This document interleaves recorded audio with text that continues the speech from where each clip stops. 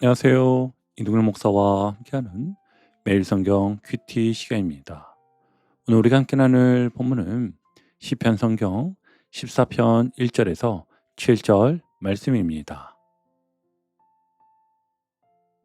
여러분, 우리는 보통 공부를 많이 한 사람, 판단이 빠른 사람, 세상 일에 능숙한 사람을 보면서 참 지혜로운 사람이다라고 말합니다. 반대로 상황을 제대로 판단하지 못하고 자꾸 잘못된 선택을 하는 사람을 보면서 참 어리석다라고 하지요. 그런데 성경이 말하는 어리석음과 지혜로움은 조금 다르다는 것을 알고 계셨습니까? 성경은요, 지식이 부족한 사람을 어리석다고 말하지 않습니다. 또 세상에서 성공하지 못했다고 해서 어리석은 사람이라고도 하지 않습니다. 오히려 많이 배우고 높은 자리에 있으며 다른 사람보다 훨씬 유능해 보이더라도 그 마음에서 하나님을 지워버리고 자기가 인생의 주인인 것처럼 살아간다면 성경은요, 그 사람을 어리석다라고 말합니다.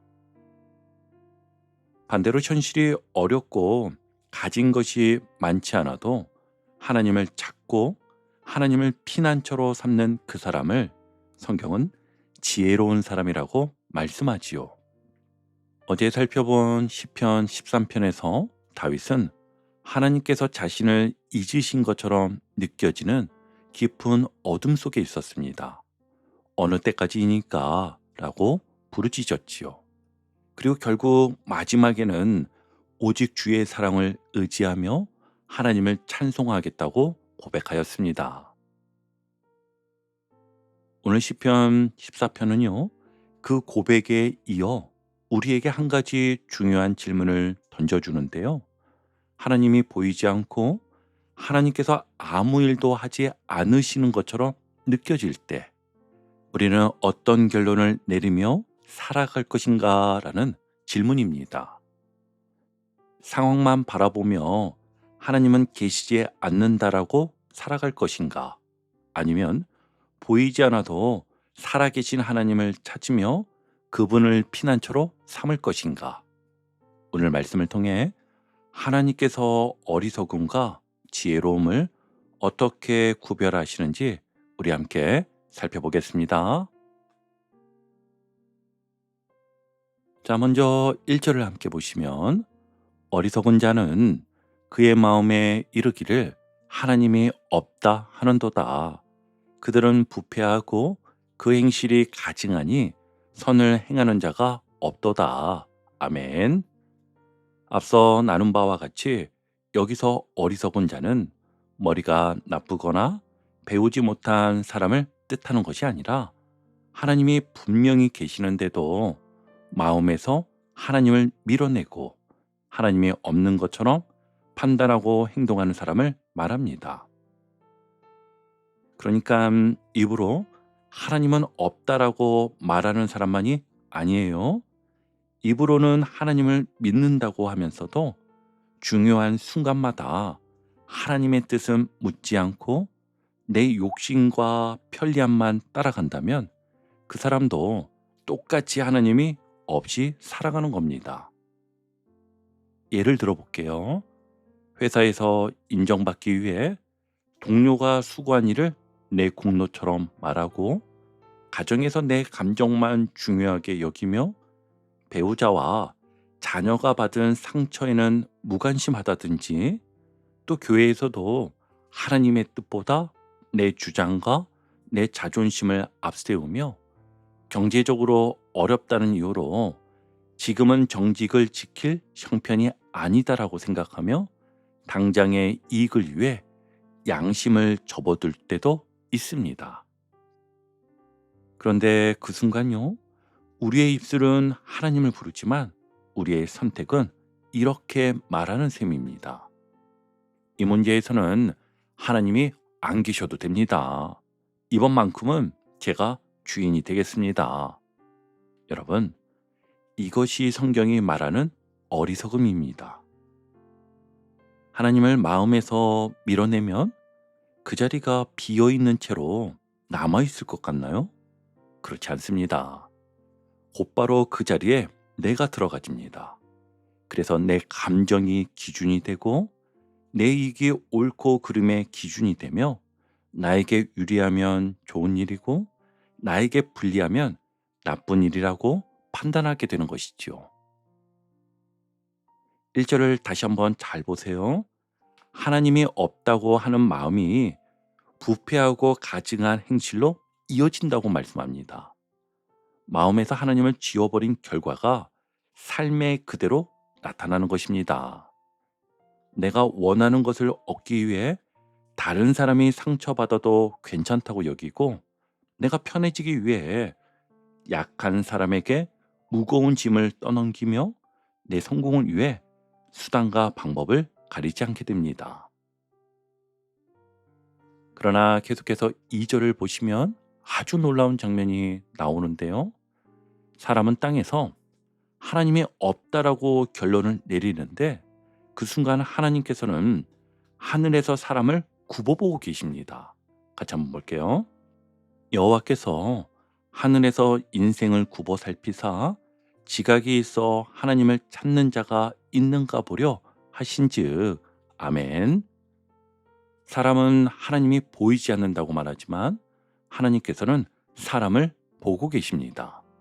사람은요, 하나님이 침묵하신다고 생각하지만 하나님께서는 우리의 마음과 선택을 살피고 계십니다. 그리고 하나님께서 찾으시는 사람이 있었습니다. 찾으시는 그 사람은요, 능력이 많은 사람이 아니었어요. 재산이 많은 사람도 아니었고 실수하지 않는 완벽한 사람도 아니었지요.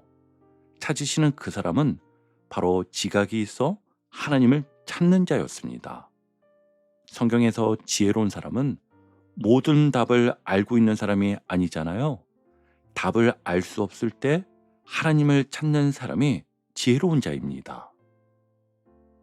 억울한 일을 당했을 때 분노에 끌려가기 전에 하나님을 찾고 앞길이 보이지 않을 때 성급하게 결정하기 전에 하나님께 묻고 병원 검사 결과를 기다리며 두려울 때 두려움 속에서도 하나님을 부르는 사람이 지혜로운 사람입니다. 그런데 하나님께서 세상을 굽어보셨을 때 어떤 모습을 발견하셨다고 하지요? 3절을 보시면 다 치우쳐 함께 더러운 자가 되고 선을 행하는 자가 없으니 하나도 없도다. 아멘. 이 말씀은 단지 세상에 있는 특별히 악한 몇 사람만 가리키는 것이 아닙니다. 우리 모두가 하나님에게서 치우쳤고 자기중심적으로 살아가며 스스로의 힘으로는 하나님의 선에 이룰 수 없다는 인간의 보편적인 죄를 보여줍니다. 그래서 사도 바울도 로마서 3장에서 이 말씀을 인용하며 의인은 없나니 하나도 없다고 선언하는 것이지요. 여러분, 이 말씀을 읽으면서 하나님을 믿지 않는 저 사람들이 문제구나라고만 생각해서는 안 됩니다. 시편 14편은요. 먼저 우리 자신의 마음을 돌아보게 합니다. 우린 입으로는 하나님을 믿는다고 하면서도 중요한 순간에는 하나님께 묻지 않고 내 생각과 내 욕심대로 결정할 때가 있잖아요. 그러므로 다른 사람의 잘못을 먼저 판단하기보다 오늘 나는 하나님이 계신 것처럼 살고 있는지 아니면 하나님이 없는 것처럼 내 마음대로 살고 있는지를 먼저 살펴보아야 합니다. 이어지는 4절을 이제 보시면 하나님을 떠난 어리석음이 어디까지 나아가는지를 보여주는데요. 같이 한번 볼게요. 죄악을 행하는 자는 다 무지하냐? 그들이 떡 먹듯이 내 백성을 먹으면서 여호와를 부르지 아니하는도다. 아멘. 떡 먹듯이 내 백성을 먹는다. 이것은요, 약한 사람을 괴롭히고 착취하는 일을 너무도 자연스럽고 일상적으로 행한다는 뜻입니다. 밥을 먹을 때마다 죄책감을 느끼는 사람은 없잖아요. 악한 사람들은 그만큼 아무렇지도 않게 하나님의 백성을 짓밟는다는 겁니다. 직장에서 힘없는 사람에게만 일을 떠넘기고 돈이 급한 사람의 처지를 이용해 부당한 이익을 얻으며 가정에서 말로 상대방의 마음을 무너뜨리고도 그 정도 말도 못하느냐며 넘어가는 모습입니다. 여기까지의 내용은 이제 정리해 보면은요. 여러분, 1절에서 마음으로 하나님을 지운 일이 4절에서는 이웃을 짓밟는 행동으로 나타났습니다. 이것이 오늘 본문이 보여주는 중요한 흐름이었습니다. 하나님을 마음에서 지우면 내가 기준이 되고, 내가 기준이 되면 사람을 사랑하기보다 이용하게 된다는 것입니다. 반대로 하나님을 찾는 사람은 자신의 욕심이 아니라 하나님의 뜻을 기준으로 삼고 이웃을 이용할 대상이 아니라 하나님께서 사랑하시는 사람으로 바라보게 된다는 것이죠. 그러므로 시편 14편이 우리에게 묻는 질문은 분명합니다. 오늘 나는 내가 기준이 되어 살고 있는가? 아니면 하나님을 찾으며 그분의 뜻을 기준으로 살고 있는가? 였습니다. 자, 이제 두 번째 단락인데요.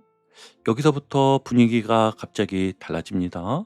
먼저 5절을 함께 보시면, 그러나 거기서 그들은 두려워하고 두려워하였으니 하나님이 의인의 세대에 계심이로다. 아멘. 악인들은 하나님이 없다고 생각했습니다. 자신들이 마음대로 약한 사람을 괴롭혀도 아무 일도 일어나지 않을 것이라고 여겼지요. 그런데 바로 거기서 그들은 두려워하고 두려워하게 됩니다. 자신들이 안전하다고 생각했던 바로 그 자리에서, 하나님이 없다고 장담했던 바로 그 자리에서 하나님께서 살아계심을 마주하게 된 것입니다. 왜냐하면 하나님이 의인의 세대에 계심을 발견했기 때문이었습니다. 여기서 의인은요, 한 번도 죄를 짓지 않은 완벽한 사람이 아닙니다. 자신의 연약함을 인정하면서도 하나님을 찾고 하나님께 피하며 하나님의 뜻을 따라 살려고 하는 사람인 것이죠. 세상은 그런 사람을 보며 답답하다고 말할 수 있습니다. 그렇게 정직하게 살면 손해만 본다. 기도한다고 무엇이 달라지느냐. 사람이 어느 정도는 요령도 부릴 줄 알아야 한다. 그러나 하나님께서는 말씀하십니다. 네가 지금 걷는 그 길이 옳다. 사람들이 몰라주어도 내가 너와 함께한다. 여러분, 이것이 시편 14편이 주는 큰 위로인데요. 정직하게 살다가 손해를 보고 계십니까?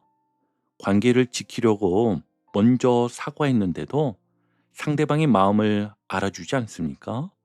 아픈 몸을 이끌고 하루하루 버티며 기도하고 계신 성도님이 계십니까? 열심히 준비해도 길이 열리지 않아 자신만 뒤처진 것처럼 느끼는 청년이 있습니까? 오늘 하나님께서 말씀하십니다. 나는 의인의 세대에 있다. 너는 혼자 있는 것이 아니다. 계속해서 6절을 보시면, 너희가 가난한 자의 계획을 부끄럽게 하나 오직 여호와는 그의 피난처가 되시도다. 아멘. 가난한 자의 계획은 거창한 성공 계획이 아닐 수 있습니다. 그저 오늘 하루 먹고 사는 일, 가족의 병원비를 마련하는 일, 무너진 관계를 다시 세워보는 일, 다시 취업에 도전해보는 일일 수 있습니다. 세상은 그런 작은 소망을 비웃는데요. 네 형편에 무슨 계획이냐. 그만 포기하는 것이 낫다. 네가 기도한다고 달라질 것이 있겠느냐. 그러나 하나님께서는요, 가난한 자의 작은 계획을 부끄럽게 여기지 않으십니다. 사람들이 그의 계획을 무시해도 여호와께서는 그의 피난처가 되어 주십니다. 물론 여기서 오해하면 안 됩니다. 피난처는요, 비가 오지 않게 만드는 곳이 아니에요. 비를 맞는 사람을 품어주는 곳입니다. 또 피난처는 전쟁이 없다는 뜻이 아니라 전쟁 중에도 생명을 지켜주는 곳입니다. 마찬가지로 하나님이 피난처가 되신다는 것은 우리의 문제가 즉시 모두 사라진다는 뜻만은 아닌 것입니다. 경제적인 형편이 당장 달라지지 않을 수도 있고, 몸의 통증이 계속될 수도 있으며, 관계의 회복에 오랜 시간이 필요할 수도 있습니다. 그러나 그 모든 시간을 지나가는 동안 하나님께서 우리를 홀로 내버려 두지 않으십니다. 무너지지 않도록 붙드시고 절망에 삼켜지지 않도록 지키시며 다시 일어날 힘을 공급해 주십니다. 마지막 7절에서 다윗은요, 개인의 구원을 넘어 이스라엘 전체의 회복을 바라봅니다. 이스라엘의 구원이 시온에서 나오기를 원하도다. 여호와께서 그의 백성을 포로된 곳에서 돌이키실 때에 야곱이 즐거워하고 이스라엘이 기뻐하리로다. 아멘. 다윗이 바라보는 현실에는 아직 악이 존재하고 가난한 자들은 억압받으며 하나님의 백성은 포로된 것처럼 살아가고 있습니다. 그런데 다윗은 그 현실을 마지막 장면이라고 생각하지 않았던 겁니다. 하나님께서 자기 백성을 돌이키실 날이 있으며 슬픔이 즐거움으로 바뀌고 탄식이 기쁨으로 변할 날이 온다고 믿었지요. 전체 성경의 빛에서 볼 때 시온에서 나오는 구원은 마침내 예수 그리스도를 통해 분명히 나타납니다. 선을 행하는 자가 하나도 없는 우리를 위해 유일하게 의로우신 예수님께서 오셨습니다. 우리가 마음에서 하나님을 밀어내고 자기 뜻대로 살아간 죄를 대신 지시고 십자가에서 죽으시고 부활하심으로 우리를 죄의 포로된 자리에서 돌이키셨습니다. 그러므로 우리의 지혜는 스스로를 믿는 데 있지 않습니다. 예수 그리스도를 의지하고 그분 안에서 하나님께 돌아가며 하나님을 우리의 피난처로 삼는 데 있습니다. 여러분, 그렇다면 오늘 우리는 어떻게 살아야 할까요? 세 가지로 정리해 보면, 첫 번째는요, 세상의 성공보다 하나님 앞에서 바른 길을 선택하십시오. 우리는 눈에 보이는 결과만으로 누가 지혜롭고 누가 어리석은지를 판단하기 쉽습니다. 돈을 많이 벌고 사람들에게 인정받고 일이 빠르게 풀리면 그 길이 옳은 길이라고 생각합니다. 반대로 정직하게 살다가 손해를 보고 믿음을 지키다가 기회를 놓치며 다른 사람보다 늦어지면 내 선택이 잘못된 것처럼 느껴질 수 있습니다. 그러나 오늘 말씀은 하나님 없이 잘 되는 것이 지혜가 아니며 하나님을 찾으며 바른 길을 걷는 것이 참된 지혜라고 말씀합니다. 그러므로 오늘 내 삶을 돈과 성과와 사람들의 평가만으로 판단하지 마십시오. 직장에서는 인정받기 위해 누군가를 밀어내지 말고, 사업에서는 이익을 위해 정직을 포기하지 마십시오. 청년들은 다른 사람보다 늦어진다고 해서 자신의 삶이 실패했다고 단정하지 마십시오. 오늘 하루 한 가지라도 이 선택을 하나님께서 기뻐하실까를 기준으로 행동해 보는 겁니다. 세상에서 조금 손해를 보더라도 하나님 앞에서 바른 길을 선택하는 것, 그것이 어리석어 보이지만 가장 지혜로운 삶입니다. 그리고 두 번째는 내 선택으로 약한 사람이 상처받지 않는지 살펴보십시오. 오늘 4절은 악한 사람들이 떡 먹듯이 하나님의 백성을 먹는다고 했습니다. 내 편리함 때문에 누군가가 무거운 짐을 지고 있지는 않은지, 내 말 한마디 때문에 가족의 마음이 무너지지는 않았는지, 내 이익을 위해 약한 사람의 형편을 이용하지는 않았는지 살펴보십시오. 오늘 한 사람의 말을 끝까지 들어주고 내가 미뤄둔 사과를 먼저 전하며 신겨운 사람에게 작은 도움이라도 건네십시오. 하나님을 찾는 사람은 사람을 함부로 대하지 않습니다. 그리고 마지막 세 번째는 현실이 흔들릴수록 하나님을 피난처로 삼으십시오.